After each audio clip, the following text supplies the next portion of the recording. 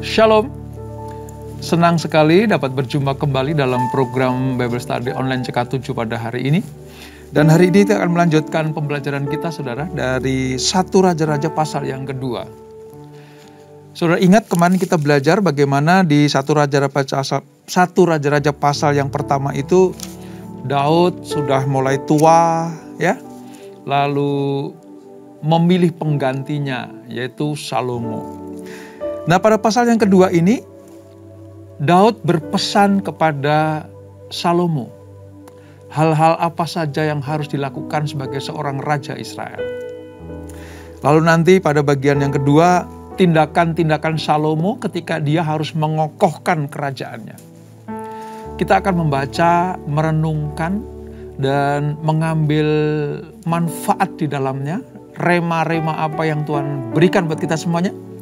Oleh sebab itu mari kita datang kepada Tuhan, kita hampiri tahtanya, kita minta Tuhan mengurapi kita, supaya kita mengerti sungguh firman ini seperti yang Tuhan kehendaki. Kami datang kepadamu Tuhan, kami hampiri tahtamu yang kudus, kami persembahkan hidup kami hanya bagimu, hanya untukmu, semua milikmu Tuhan. Ini aku, semua milikku, ku serahkan padamu Tuhan. Penyesalan dan kebanggaan, suka dan duka, semua ku serahkan.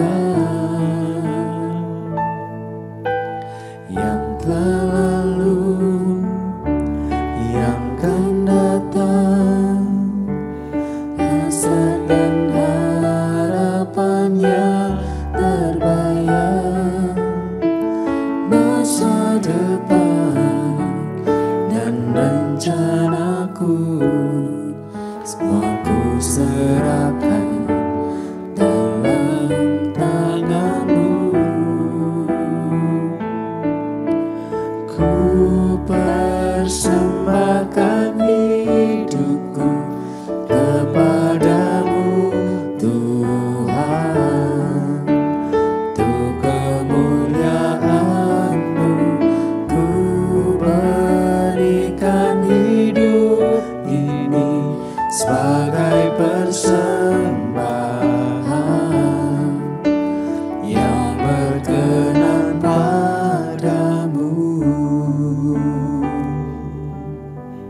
Jesus. Ini aku, semua milikku, ku serahkan padamu Tuhan. Penyesalan dan kebanggaan, suka dan duka, semua ku serahkan. Yang telah lalu, yang akan datang, hasrat dan harapan yang terbayang. Masa depan dan rencanaku, semua ku serahkan dalam tanganmu. Ku persembahkan hidupku kepadamu Tuhan, untuk kemuliaan-Mu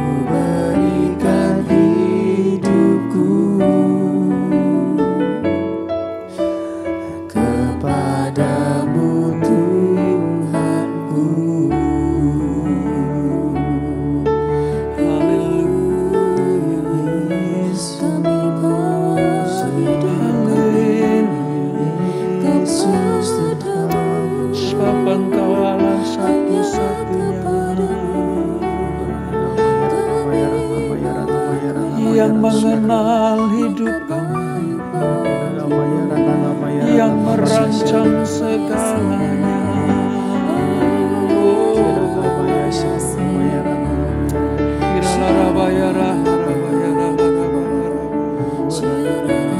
Bagimu Tuhan, bagimu segala pujian, hormat dan syukur hanya bagimu Tuhan. Seperti rusa yang haus, rindu aliran sungai-Mu.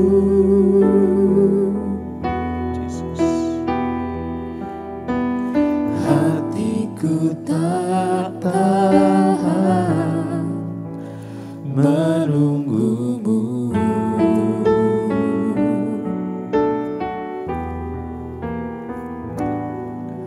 Bagai tanah gersang menanti datangnya hujan,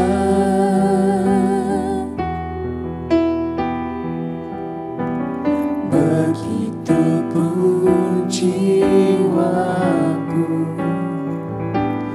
Tuhan.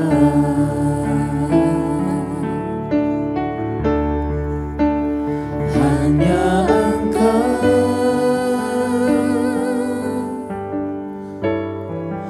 pribadi yang mengenal hatiku, tiada yang tersembunyi bagi-Mu.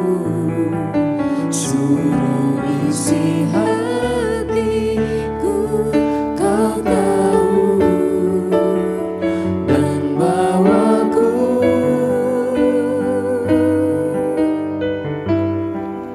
untuk lebih dekat lagi padamu, tinggal dalam indahnya dekapan kasih-Mu. Yes, Lord. Terima kasih Yesus. Seperti rusa yang haus, rindu aliran sungai-Mu.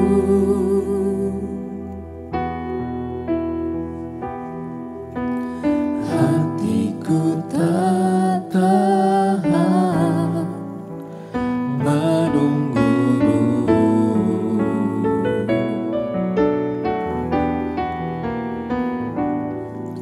Bagai tanah gersang menanti datangnya hujan,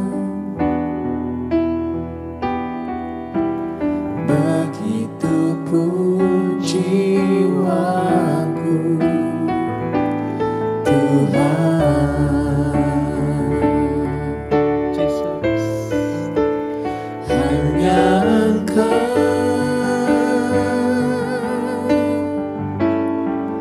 pribadi yang mengenal hatiku, tiada yang tersembunyi bagi-Mu.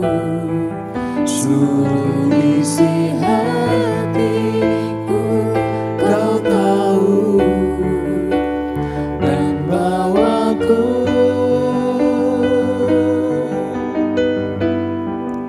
untuk lebih dekat lagi padamu, tinggal dalam indahnya dekapan kasih-Mu.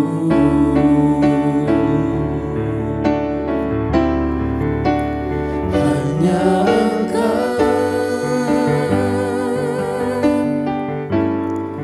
pribadi yang mengenal hatiku, tiada yang tersembunyi bagi-Mu.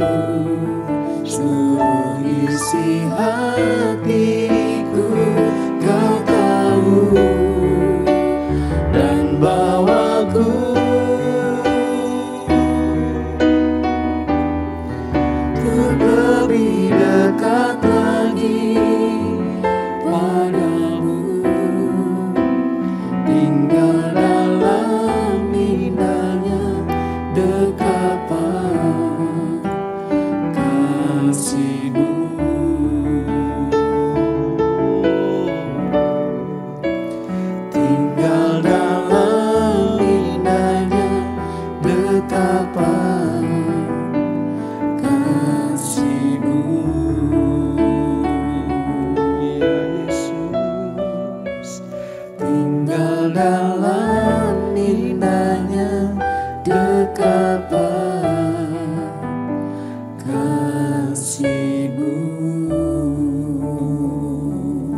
benar Tuhan. Hidup kami semakin indah jika kami tinggal di dalam dekapan kasih-Mu. Sebab hanya Engkau yang mengerti seluruh isi hati kami, masa depan kami, pengharapan kami. Kami percayakan hanya di dalam tangan Tuhan yang kuat dan dahsyat itu. Terima kasih Bapa. Kami akan melanjutkan pembelajaran kami, urapi kami siapkan hati kami untuk menerima taburan kebenaran firman itu. Di dalam nama Yesus, mari yang siap belajar firman Tuhan, sama-sama kita katakan, amin. Kita akan membaca dari 1 Raja-Raja pasal yang kedua, saudara. Perikopnya pesan Daud yang terakhir sebelum meninggal. Tentunya pesan ini ditujukan kepada penggantinya, yaitu Salomo, anak kandungnya sendiri. Ayat 1 sampai dengan ayat yang ke-11 saya akan bacakan. Ayat 1 sampai 12 ya, saya akan bacakan buat kita semuanya. Perjanjian Lama halaman sekitar 362. Ketika saat kematian Daud mendekat, ia berpesan kepada Salomo anaknya, "Aku ini akan menempuh jalan segala yang fana, maka kuatkanlah hatimu dan berlakulah seperti laki-laki.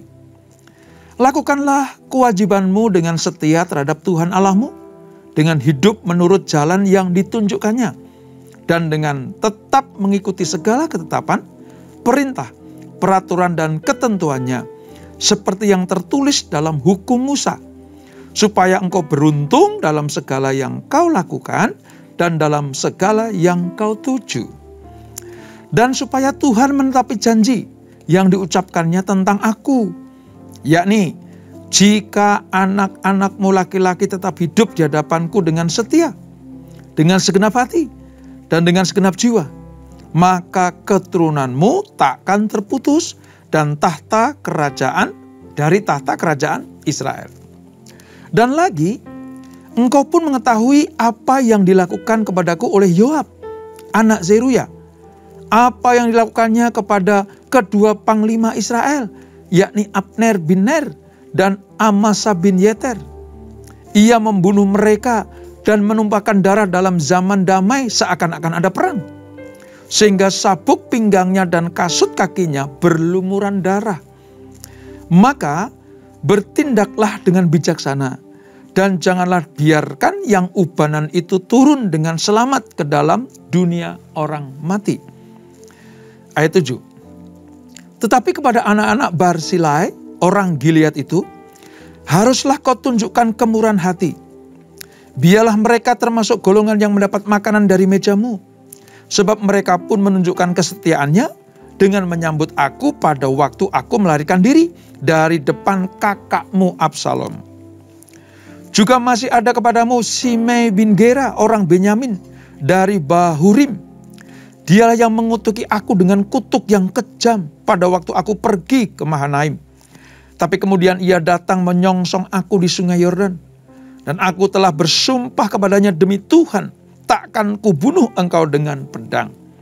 Sekarang, janganlah bebaskan dia dari hukuman, sebab engkau seorang yang bijaksana dan tahu apa yang harus kau lakukan kepadanya untuk membuat yang ubanan itu turun dengan berdarah ke dalam dunia orang mati. Kemudian Daud mendapat perhentian bersama-sama nenek moyangnya dan ia dikuburkan di kota Daud. Dan Daud memerintah orang Israel selama 40 tahun. Di Hebron ia memerintah 7 tahun. Dan di Yerusalem ia memerintah 33 tahun. Salomo duduk di atas tata Daud ayahnya dan kerajaannya sangat kokoh.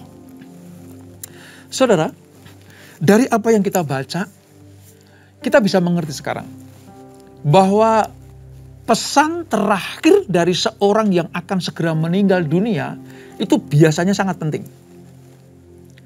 Pesan itu biasanya keluar dari hasil refleksi diri selama menjalani hidup.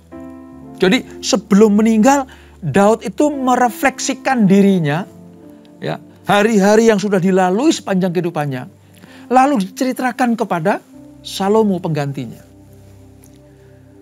Dan nasihat dari Daud ini dikeluarkan, disampaikan oleh kepada Salomo, karena ini berguna. Untuk apa? Untuk meneruskan tugas-tugas raja Karena Salomo sebentar lagi akan menggantikan bapaknya. Dan Daud, kita baca tadi ayat yang ke-10, meninggal dunia. Dengan demikian, pesan-pesan ini dipandang penting oleh Salomo. Dan secara khususnya juga bagi bangsa Israel. Karena Daud menjadi tolok ukur raja-raja berikutnya di Israel. Kalau hidupmu seperti hambaku Daud, maka kerajaanmu akan aku kokohkan. Itu pesan Daud kepada Salomo. Nah saudara, dari pihak Salomo itu beruntung memiliki ayah ya, yang sudah sangat banyak makan asam garam kehidupan. Sehingga pesan-pesan penting ini menjadi bekal bagaimana nanti mengatur kerajaan. Ini sangat berharga. Bukan hanya sekedar mengatur jalannya kerajaan, tapi juga apa? Memagari janji-janji Allah kepada Daud dan keturunannya. Supaya apa? Supaya dapat dinikmati oleh Salomo. Ketika dia mengabdi kepada Tuhan dan kerajaan Israel dan rakyat Israel, maka Salomo akan mendapatkan perkenanan Tuhan seperti yang didapat ayahnya, yaitu Daud. Oleh sebab itu, pesan penting yang terakhir dari Daud ini sangat berguna sekali bagi Salomo. Dan nasihatnya sungguh baik, saudara. Kalau kita membaca tadi sebenarnya ya, Daud tidak sedang menggurui Salomo bagaimana cara menjadi raja. Tetapi Daud memberikan dorongan kepada Salomo supaya dia berhasil. Daud juga menceritakan bagaimana kondisi ketika dia jadi raja. Tidak serta-merta bisa diterima baik oleh banyak orang. Ada orang-orang yang membencinya. Ada orang-orang yang bahkan mengutukinya. Bahkan diceritakan juga bagaimana kakak dari Salomo yaitu Absalom pernah kudeta atau makar sampai Daud keluar dari istana. Jadi semua keberhasilan, semua kegagalan diceritakan kepada Salomo. Dan saya katakan ini harta yang paling berguna dari Salomo. Untuk apa? Untuk memimpin kerajaan. Supaya kerajaan Salomo itu kokoh. Ini maksudnya, saudara. Nah, ketika Daud memberikan sebuah pesan terakhir, dia berikan beberapa daftar nama. Ya, daftar nama. Karena ada keberhasilan, ada kegagalan. Ya, mari kita lihat dulu, saudara. Apa kegagalan Daud selama memerintah? Yang pertama, Daud pernah gagal menjalankan perintah Allah dengan sempurna. Makanya Daud mendesak Salomo untuk menjalankan hukum Allah dengan benar. Hei anakku, aku pernah gagal. Aku pernah kecewa sama Tuhan. Aku pernah berbuat zina dan bahkan membunuh. Diceritakan semuanya. Dan saya yakin Salomo juga belajar dari kisah bapaknya. Diceritakan itu. Pernah juga dia menghitung pasukan sampai Tuhan marah. Turun kutuk dari Tuhan. Ya. Pernah juga apa? Dia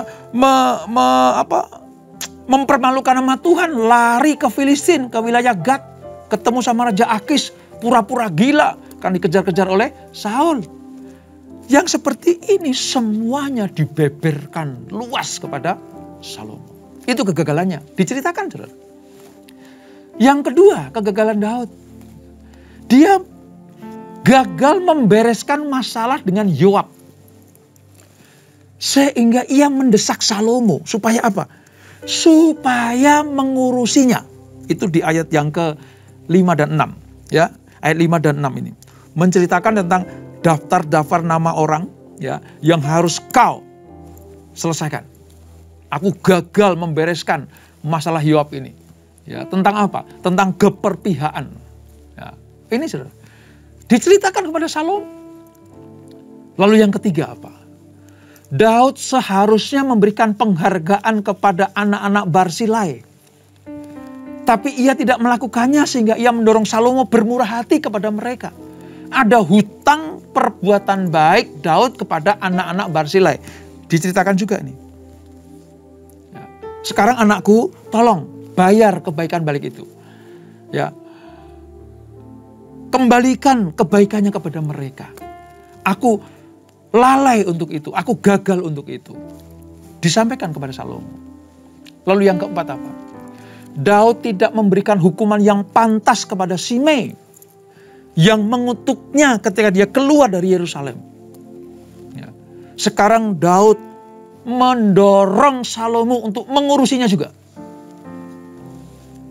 Nah, ini merupakan sebenarnya saudara, dalam pikiran Daud, dia punya pikiran begini.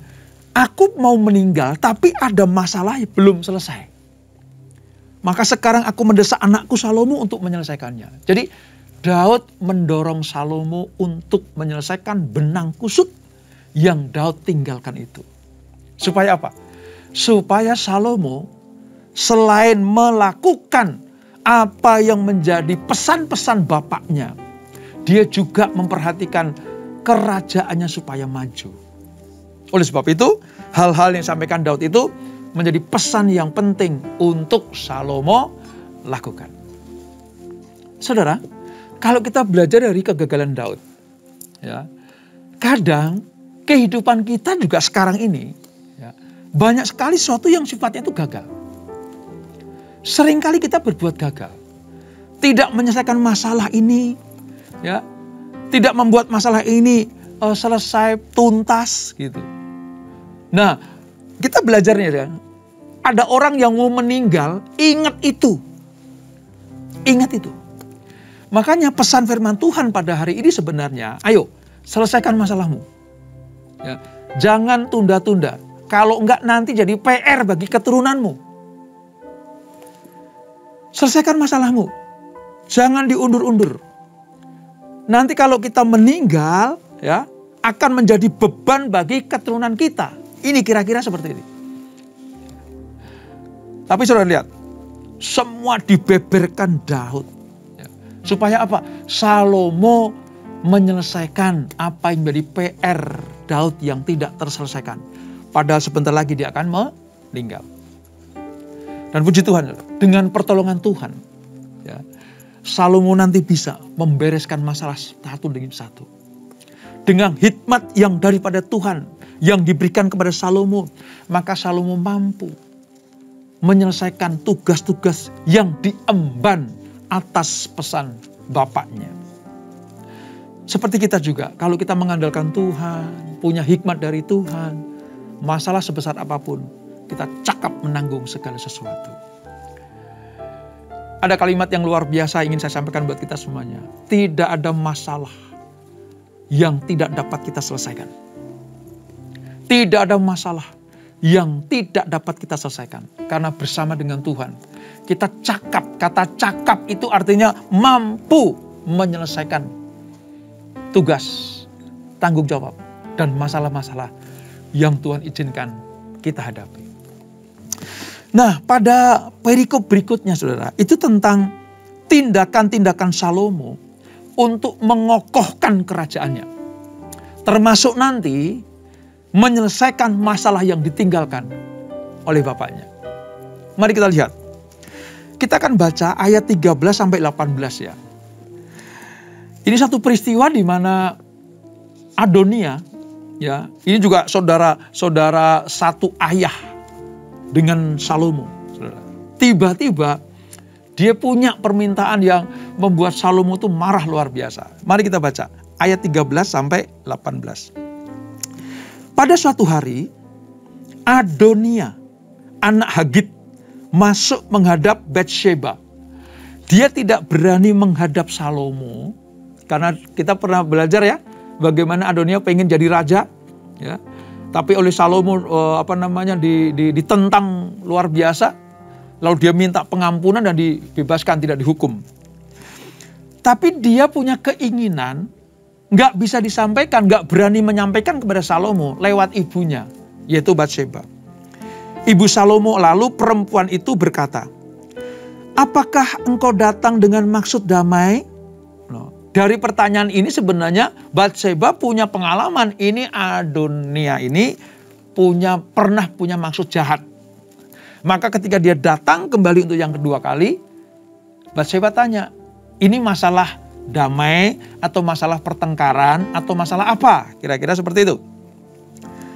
Jawabnya, Adonia menjawab, ya, damai.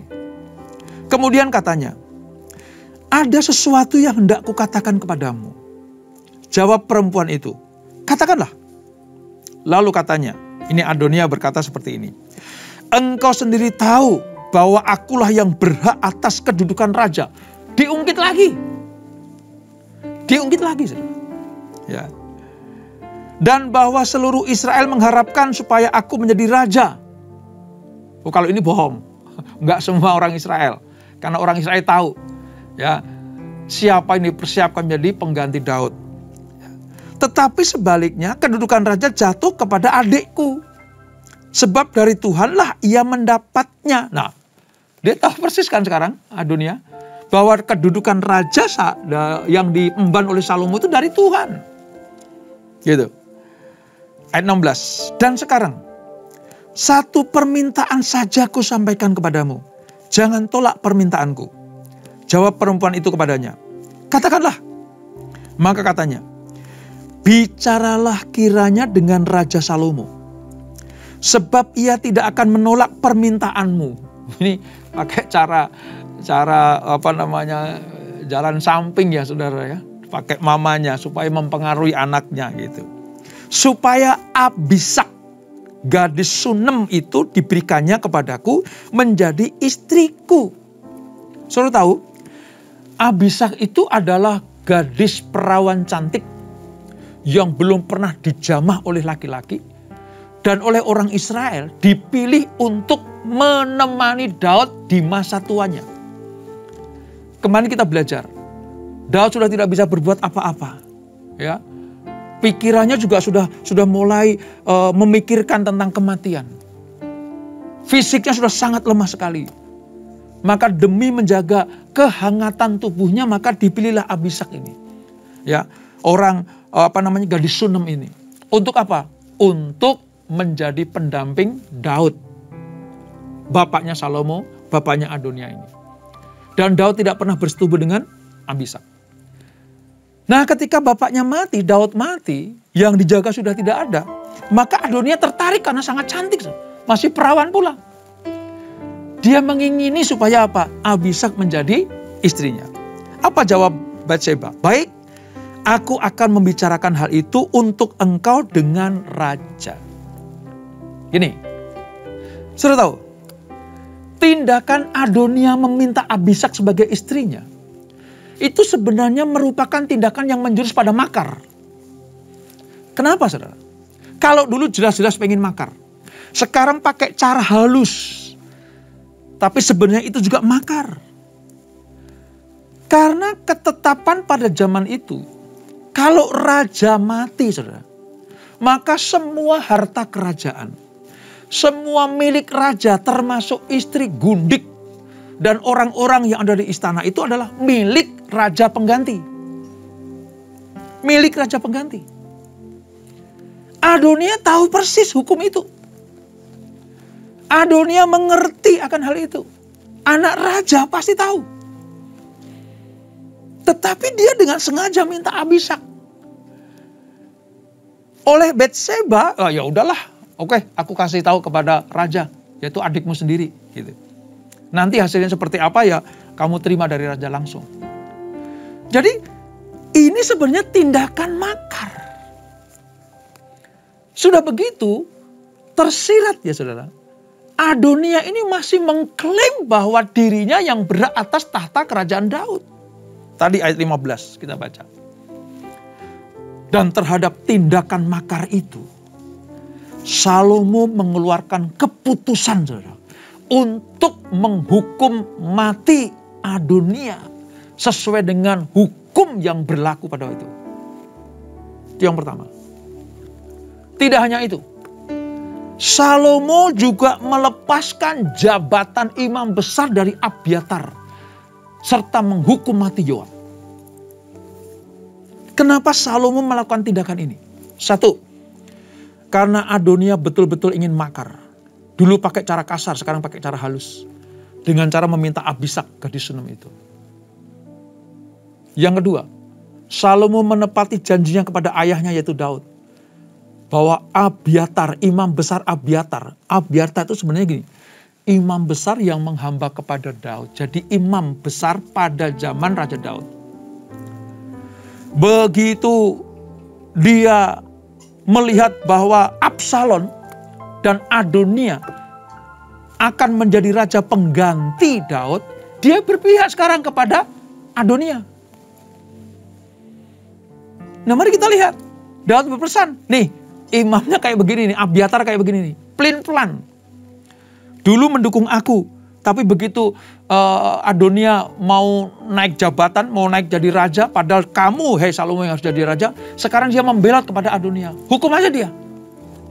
Maka saudara, ayat-ayat berikutnya itu merupakan tindakan-tindakan Salomo.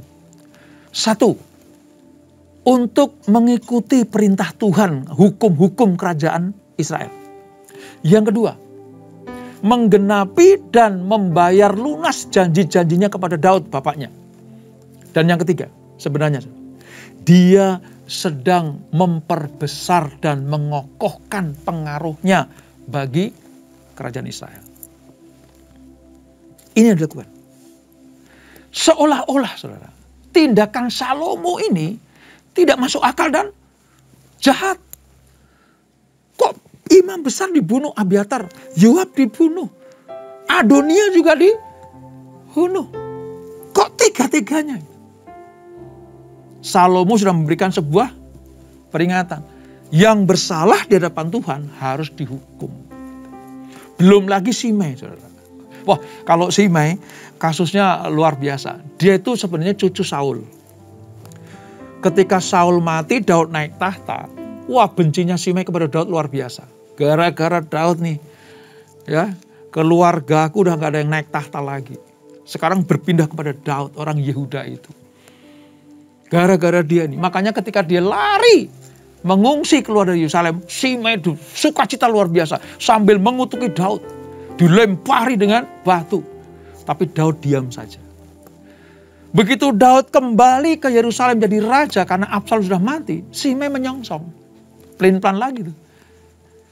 Daud berkata pada Simei, aku gak menghukum kamu. Nanti Tuhan akan menghukum. Apa yang terjadi? Diserahkan kepada Salomo. Salomo, masalah Simei, aku serahkan kepadamu. Dan Salomo luar biasa.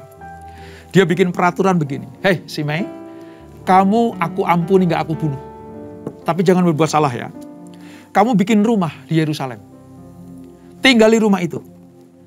Kalau kamu keluar dari kota Yerusalem, aku bunuh engkau. Oke, deal, kata Simei. Satu kali, 3 tahun berikutnya, saudara. 2-3 tahun berikutnya, itu hamba-hamba budak-budaknya Simei itu lari ke Gad, ke Raja Akis. Ketika mendengar bahwa hamba-hambanya keluar dari Yerusalem, lalu pergi ke Gad, ke Raja Akis, Simei ini keluar dari kota Yerusalem untuk mengambil budak-budaknya. Dan bisa kembali lagi bersama dengan budaknya. Tapi orang Yerusalem kasih laporan kepada Salomo. Raja, Simei melanggar titah raja. Simei bersalah karena keluar dari Yerusalem. Sesuai dengan peraturan, dia harus dihukum mati. Jadi Salomo menghukum mati itu tidak semena-mena. Karena hukum Allah dilakukan. Janji Simei kepada Salomo dihukum. Sepertinya Salomo berbuat jahat. Tega membunuh orang. Tapi sebenarnya orang yang dihukum itulah yang bersalah. Banyak orang menuduh Salomo membersihkan para musuhnya karena dia punya dendam pribadi. Karena mereka juga musuh-musuh ayahnya. Atau demi keselamatan pribadi Salomo. Tapi yang jelas, tindakan Salomo berdasarkan hukum saat itu. Dan dalam rangka menegakkan keadilan. Dan oleh sebab itulah kerajaannya dikokohkan. Pada fase ini Salomo betul-betul mengerjakan sesuatu pekerjaan di kerajaan Israel dengan luar biasa. Ayahnya mungkin ya sudah mati tapi bangga punya anak seperti ini. Israel makin mengerti sekarang. Wah, kita punya raja yang bijaksana. Nggak takut berbuat benar. Nggak takut menghukum yang salah. Tuhan apalagi disukakan. Karena pengganti Daud, Salomo, pilihan Tuhan, tidak salah. Pada fase ini, luar biasa sekali Salomo. Tapi nanti kita belajar fase-fase berikutnya seperti apa Salomo. Namun pada pelajaran ini, Daud memiliki pengganti yang luar biasa, yaitu Salomo, anak kandungnya sendiri dari Bat-sheba. Kita tundukkan kepala. Bapak, terima kasih untuk pelajaran pada hari ini. Kami melihat sekarang bagaimana cara Tuhan mengatur segala sesuatu. Janji Allah kepada Daud tentang kokohnya tahta kerajaan yang Daud pegang akan diberikan bukan hanya kepada Daud tapi juga kepada keturunannya. Dan pada fase ini tergenapi rencana Allah karena Salomo yang naik tahta. Bukan Absalom, bukan Adonia, tetapi Salomo. Berbagai macam halangan rintangan, berbagai macam kesulitan. Di awal pemerintahnya, Salomo sanggup menyelesaikannya. Kenapa? Karena Tuhan yang memimpin. Dan Salomo betul-betul menegakkan kebenaran, keadilan demi nama Tuhan dan demi kerajaan Israel. Bukan untuk ambisi pribadi. Terima kasih Bapak. Ajar kami untuk selalu tegak di dalam kebenaran hukum-hukum Allah. Ajar kami selalu mengikuti apa yang Tuhan perintahkan. Maka demikian kami disebut sebagai orang-orang yang berbahagia, yang menjadi anak-anak Tuhan, yang menyenangkan hati Tuhan. Bukan demi ambisi pribadi, tapi untuk kerajaan Allah. Terima kasih Bapak. Berkati anak-anak-Mu, berkati keluarga demi keluarga, berkati kami semuanya. Dan sebelum kami tinggalkan acara ini, kami siapkan hati, kami terima berkat yang daripada-Mu. Kekasih Kristus, arahkan hatimu kepada Tuhan, terimalah berkat, kasih anugerah dari Allah Bapa yang berlimpah-limpah di dalam anak yang tunggal Tuhan Yesus Kristus dan persekutuan yang maju dalam Roh Kudus menyertai kita semuanya. Mulai saat ini sampai Maranatha, Yesus datang yang 2 kali menjemput kita semuanya. Bertemu di awan-awan yang permai, menikmati kemuliaan kekal sampai selama-lamanya. Yang diberkati, sama-sama kita katakan amin.